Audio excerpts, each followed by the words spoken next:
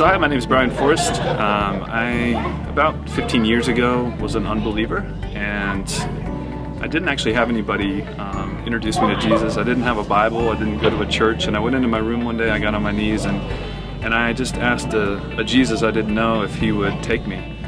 And I said, if you're not going to take me, then use me. And immediately I was transformed. Over the next several days I spent just telling the Lord everything that I'd ever done, anything I asked for forgiveness, and this transformation took place. A lot of the things that I was burdened with left, and I became passionate and on fire for Jesus I didn't even know. And I spent the next year, I was received into University City United Methodist Church, and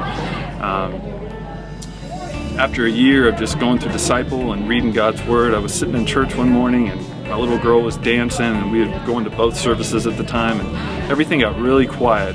It's sort of like a movie where it freezes and all the silence goes down except for what the main character's hearing.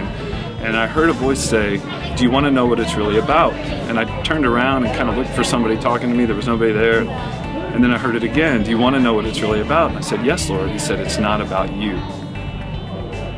And I said, "Okay, Lord, then send me."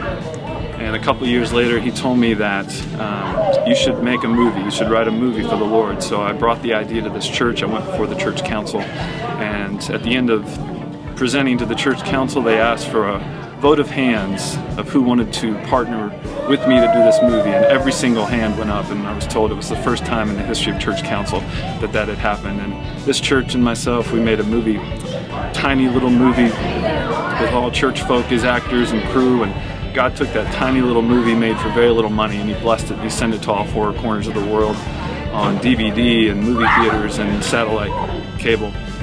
And I just want to encourage each of you that this church is here. It's a home. It's a place where you can feel like family. It certainly made me feel like family, and I'm excited to see what God has for us in the future. God bless you.